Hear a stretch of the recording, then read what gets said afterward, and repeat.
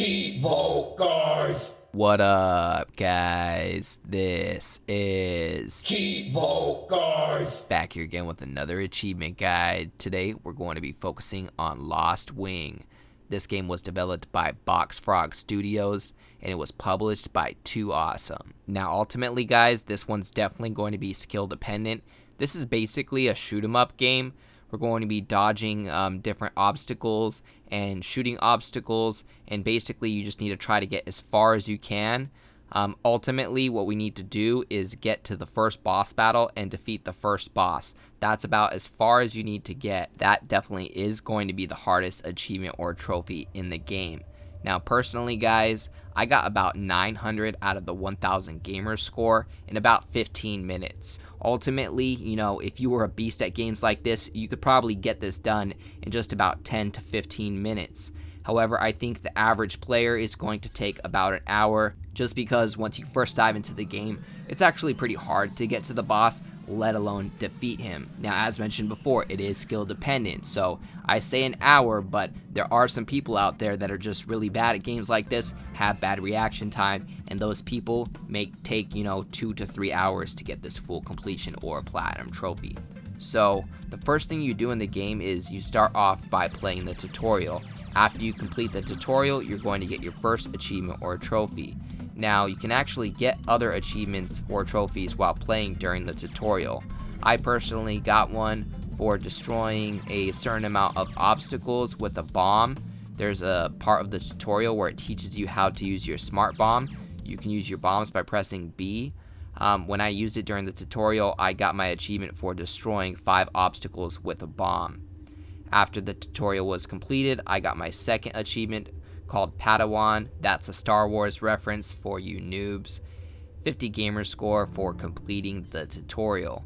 Next, we're going to start it back up, and this time we're going to press on world, and we're going to go to the first level, which is campaign industrial. That's actually the only thing it will let you play at this point in time, because you haven't leveled up enough to unlock different levels. Now, we do have an achievement or a trophy for dying for your first time, so let's get that knocked out of the way. However, believe me, you're going to get that one naturally, guys. Total destruction for 50 gamer score. Now, the mechanic that makes this game unique is the wing mechanic. Now, if you get too close to an obstacle, either on the left or right side, it'll clip off your wing. Now, as you can see, we get an achievement worth 100 gamer score the first time that we lose one of our wings. You can actually lose both wings, one on each side. However, it makes it really hard to steer your craft. There are power-ups located in the game that if you collect them, you get your wings back. Now, there's also an achievement for getting at least 100 points in one run. That's really not that hard at all. You should be getting that one naturally. Now, you're also going to find a upside down or reverse power-up. You get an achievement the first time you use this. Now, personally, I recommend avoiding these power-ups after you get the achievement, because they can really mess your flow up and your concentration. Now, the level is broken up into 3 different checkpoints. We get an achievement if we clear one of the 3 areas without being touched or crashing into anything. So just make it from checkpoint to checkpoint at least once without crashing or taking damage, and you'll get that one. You should get it naturally. We're also going to get an achievement called Exterminator for 100 gamer score for destroying 100 obstacles. And then you're going to get one for 100 gamer score for firing 1,000 bullets. Now, you can hold down X to keep firing. Just keep in mind that you do not have unlimited ammo. In most shoot 'em up games, you have unlimited ammo. In this game, you do not. The amount of ammo that you have is actually called your charge. And you gain charge by holding down right trigger to go faster. Now, what I recommend doing is slowing your roll sometimes, guys. Sometimes, especially in the 3rd area or past the 2nd checkpoint, I didn't even hold down right trigger. I just went normal speed in effort to make sure, I didn't crash into anything. But you have normal speed, you have high speed by holding right trigger, and then you have slow motion by holding the left trigger. So you're going to want to take advantage of all of these in effort to make it through to the boss battle. Now, as mentioned before, this first level is split up into 3 different sections. I have a nice and easy trick for the first section, guys. You guys can actually just stay in the middle, and yeah, your wings will get clipped off on the left and right side. However, you will make it all the way into the first checkpoint. All you have to do is just make sure that you keep shooting any obstacles that are in the middle. Now, once you get to the second part, past the first checkpoint, that's where you're going to have to take control of your craft. And as mentioned before, you want to make sure that you take advantage of the speed up and slow down mechanics, because once you have a lot of obstacles, it really makes it easier to slow down. However, when you slow down, it does use your charge. Now, your charge gives you your ammunition and your slowdown, so just know that every time you hold on to your slow motion, you're taking away from your ammunition. Now, when you go normal speed, you do not gain any charge. However, when you're pressing right trigger to boost, you gain charge as you're boosting. So that is one of the advantages to holding down the boost button right trigger, is that you constantly gain charge. However, you are going faster, so it makes it a lot harder, and it makes it more likely that you are going to crash into an obstacle. Now, if you do happen to crash, you get 3 lives. Your lives are represented by the ships on the left-hand side of the screen. If you die, you simply start at the last checkpoint. However, if you die 3 times, you're going to have to start the game over again. Now, after the first checkpoint during the second section of this level, you're going to experience a portion of the level where it pops up a red warning saying anomaly detected. When this happens, your screen is going to start turning upside down slowly.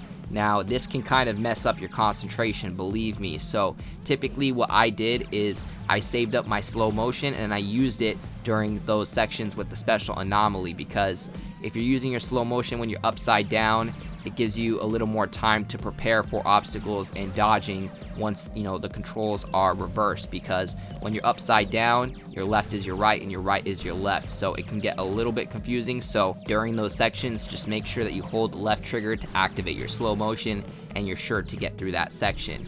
Now, as mentioned before, you need to get to the third checkpoint. After the third checkpoint, you are going to face your first boss. Now, to get the full completion or platinum trophy, we only need to get to and defeat this first boss. After we defeat the first boss, you should have all of your achievements or trophies. So again, this is ultimately skill dependent. I mean, this run, takes about 7 minutes. So, I mean, if you're really skilled at games like this, you could probably get the full completion or platinum trophy in just about 10 minutes. However, I think the average player is probably going to take about an hour to maybe even 3 hours if you're really horrible at games like this. Now, as you can see during the third section, it definitely gets a lot more complicated, a lot more obstacles. Even newer types of obstacles are introduced, some that you cannot destroy, some that you have no choice but to simply dodge that obstacle. So as you can see, I used 2 of my lives before I got to the boss battle. However, luckily I ended up defeating that boss with the last life that I had. So I'm going to be showing you guys how to defeat the boss, or at least the strategy that I used. A matter of fact, shouts out to Michael, aka Clarion85 on Xbox.